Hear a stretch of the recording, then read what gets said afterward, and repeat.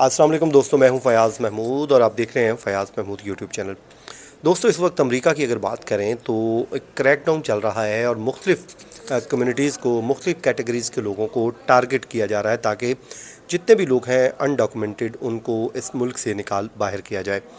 लेकिन जहाँ पे अनडॉक्यूमेंटेड लोगों को निकालने की बात हो रही है, वहीं कुछ ऐसे वीज़ा होल्डर स्टूडेंट्स हैं जिनको के वीज़े मनसूख किए जा रहे हैं और साथ ही साथ ग्रीन कार्ड होल्डर्स के ख़िलाफ़ भी एक्शन लिया जा रहा है।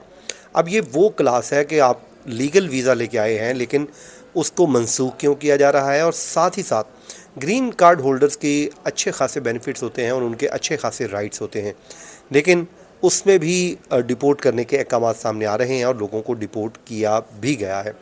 क्यों किया गया है, आज की वजूहात जानेंगे और अब मुस्तकबिल में प्रेसिडेंट ट्रंप के क्या जो हैं इरादे हैं वो भी जानेंगे। तो मेरे साथ मौजूद हैं रिजवान शहजाद साहब, हम उनसे जान लेते हैं। रिजवान साहब, इस वक्त क्या चल रहा है और ये वो क्लास है जिनके पास तो लीगल वीज़े हैं, वो ग्रीन कार्ड होल्डर हैं, लेकिन उनको भी उसी की तरह ट्रीट किया जा रहा है जिस तरह बाकियों को किया जा रहा था।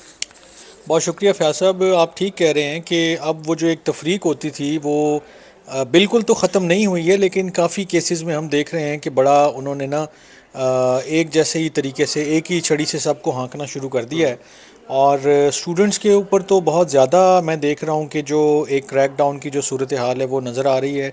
फिर ग्रीन कार्ड होल्डर्स भी आप वक्तन फ़वक्तन देख रहे हैं, ऐसे केसेस सामने आ रहे हैं कि जिसमें वो लिहाज नहीं रख रहे हैं। वो आप पहले होता था कि जी ग्रीन कार्ड होल्डर हैं आप तो बड़ी बचत है आपकी, अब आपकी बचत है सिर्फ़ और सिर्फ कि आप अगर परमानेंट उनके नेचुरलाइज सिटीज़न हैं या पूरे मुकम्मल सिटीज़न हैं या वहीं के बॉर्न एंड रेज हैं तो आपकी बचत है। क्यों, क्या वजह क्या है, इसकी वजूहत वजह क्या है? देखें, वजह सबसे बड़ी वजह है पॉलिटिकल रीजंस।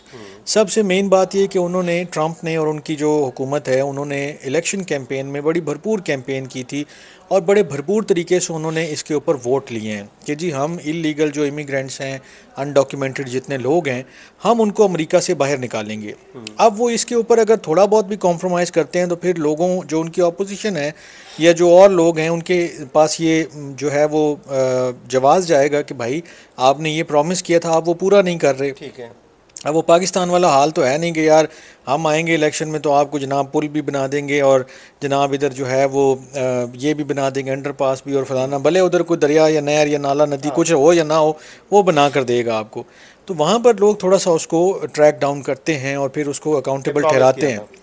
अब उन्होंने इतना मैसिव तरीके पे इसके ऊपर जो है वो बात की हुई है कि जी ये लार्जेस्ट मास डिपोर्टेशन कैंपेन होगी यूएस की। और इसके ऊपर अब चूंकि उन्होंने ना एक वो एक स्टैंस होता है, एक बंदा एक चीज़ को प्रेजेंट करता है, उन्होंने भरपूर तरीके से आप उनकी पहली स्पीच देखें, हलफ उठाने के फ़ौरन बाद देखें, कांग्रेस में जो स्पीच की है वो देखें, आप उनके जितने ऑफिशियल्स हैं जो इस मामले को डील कर रहे हैं, वो पैम बूंडी हों जो उनकी लीगल अफेयर्स वगैरह को देखती हैं, या सेक्रेटरी नोम हैं क्रिस्टी नोम जो बॉर्डर अफेयर्स वगैरह को और वो होमलैंड सिक्योरिटी को देखती हैं, टॉम होमन हैं उनके बयानात को देखें, कैरोलिना जो लेवेट हैं जो स्पोक्स पर्सन हैं उनको आप सुने, ट्रंप को ख़ुद आप सुने, आपको एक ही जो मैसेज है वो मिलेगा कि भाई कोई गुंजाइश नहीं है, कोई लीनियंसी नहीं है। फिर सबसे बढ़कर आप मार्को रूबियो को सुने, आप मार्को रूबियो के पिछले बयानात जाकर देखेंगे, आपको एक तसलसल नज़र आएगा कि वो एक बात तवातुर से कह रहे हैं कि भाई ये आपका राइट या प्रिविलेज नहीं है कि अगर आपके पास ये कार्ड है या आप स्टूडेंट वीज़ा के ऊपर हैं तो आप जो मर्ज़ी करें। ये उनका मौक़िफ़ है, हाँ, ये उनका एक स्टैंस है, ये उनकी एक बात है। मैं आपको यहाँ पे रोक रहा हूँ। ये तो चले उनका स्टांस भी आ गया, उन्होंने अब इंतखाबी वादा भी पूरा कर रहे हैं ताकि अपने वोटर्स को वो कह सकें कि देखें मैंने तो अपना वादा पूरा कर दिया है।